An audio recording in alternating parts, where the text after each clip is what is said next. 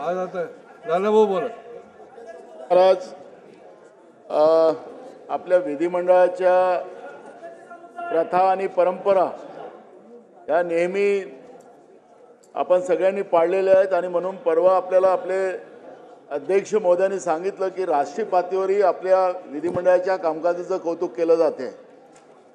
आपल्या राज्याच्या एका मंत्री महोदयांचा राजीनामा झालेला आहे असं आम्ही ऐकतोय अध्यक्ष महाराज, पण अजूनपर्यंत सभागृहामध्ये आम्हाला सरकारच्या वतीनं या पद्धतीचं कुठलंही अवगत केलं गेलेलं नाही. बाहेर घोषणा झाली अध्यक्ष महाराज. हा एक प्रकारचा सभागृहाचा अवमान करण्याचं काम या ठिकाणी होते अध्यक्ष महाराज. अध्यक्ष महाराज, सरकारने स्पष्ट केलं पाहिजे की मंत्री महोदयाचा धनंजय मुंडे यांचा राजीनामा झाला आहे का, हे आम्हाला सभागृहात अवगत केलं पाहिजे. ही मागणी आमची आहे अध्यक्ष महाराज. आणि दुसरं अध्यक्ष महाराज, रुलिंग द्या अध्यक्ष महोदय. रुलिंग द्या. दुसरा माझा पॉइंट ऑफ अधिकार काय आहेत, काय अधिकार आहेत? सभागृहाला माहितीच नाही काय चालू आहे. सभागृहात अशा प्रकारचं नोटिफिकेशन देण्याची पद्धत नाही, अशी प्रथा नाही. स्वतंत्र नोटिफिकेशन काढण्यात येईल. नाही,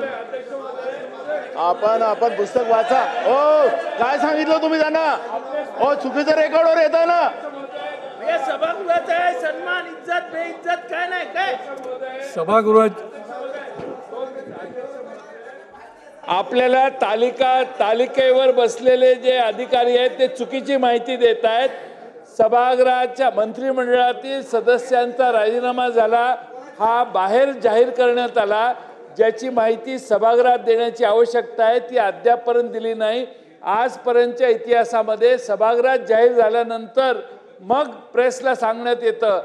स्वतः मंत्री महोदयांनी सांगितलं तर समजू शकतो, पण मुख्यमंत्री बाहेर प्रेसच्या समोर जातात आणि सांगतात की त्यांचा राजीनामा झालाय, ज्याची माहिती, आणि त्यांना आम्ही तो राजीनामा स्वीकारलाय व त्यांना पदमुक्त केलेला आहे असं जे वाक्य आहे याचा अर्थ ते इथं सांगायला पाहिजे होतं. त्यामुळे सभागृहाचा अवमान होतो आणि अवमान झाला तरी तालिकेवरचे अधिकारी तुम्हाला चुकीची माहिती देत आहेत.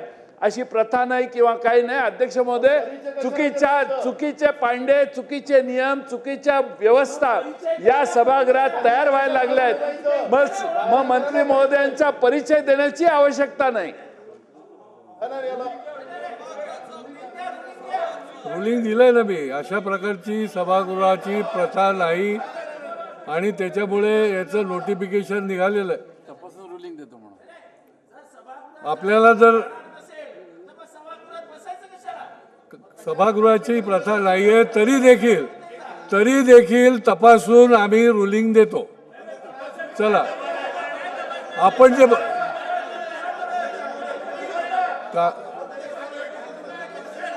चला पुढे कामकाज पुढे घ्या. आता आपल्याला सांगितलेलं आहे की रुलिंग देतो म्हणून, तरी देखील आपण तेच विचारत आहात.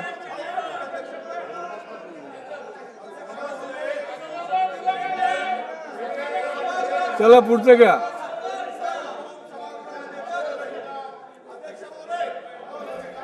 लोणीकर तुमचं काय? अध्यक्ष महोदय रात्री अध्यक्ष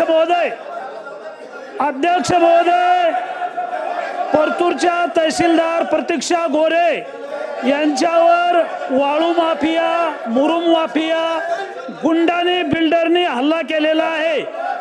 रात्री तहसीलदार प्रतीक्षा गोरे यांनी मुरुम चोरणारे वाहन हायवा पकडले, जेसीबी मशीन पकडली.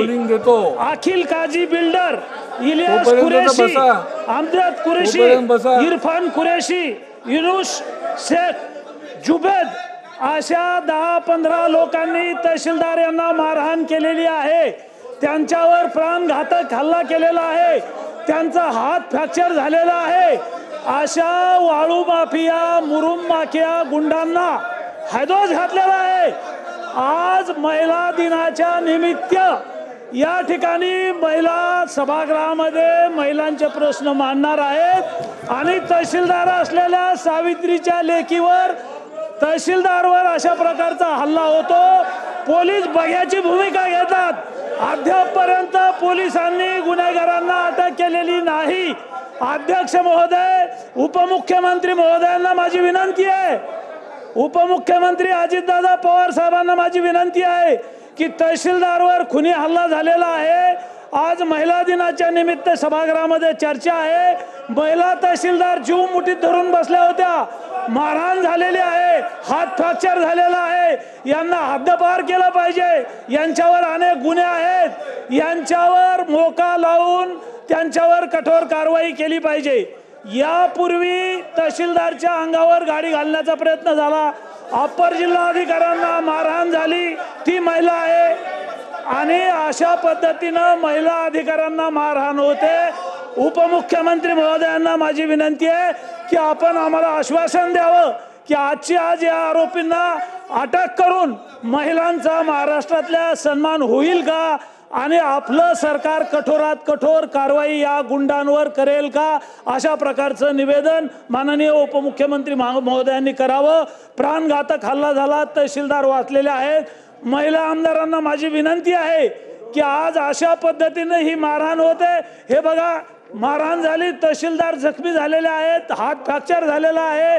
याच्या अगोदर महिला अधिकारी रीता मेत्रेवार यांनाही मारहाण झालेली आहे।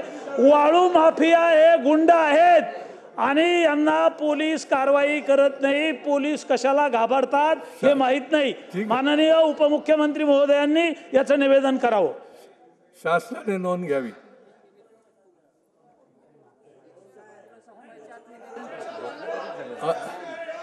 कामकाज संपायच्या आत निवेदन शासनाने करावं। महोदय एक देता येत नाही ते, एक मिनिट बबनराव, आपण बसा ना। अध्यक्ष महोदय, सन्माननीय सदस्य बबनराव लोणीकर साहेबांनी खूप महत्त्वाचा मुद्दा इथं उपस्थित केलेला आहे आणि उद्या जागतिक महिला दिन आहे। आज आपण त्याच्याबद्दलचं चर्चा पण घेतलेली आहे, तर त्या संदर्भात आपण आदेश दिले त्याप्रकारे आजचं सभागृहाचं कामकाज संपायच्या आत निवेदन त्या ठिकाणी केलं जाईल आणि पुढची काय कार्यवाही सरकार करत आहे तेही सांगितलं जाईल। लक्ष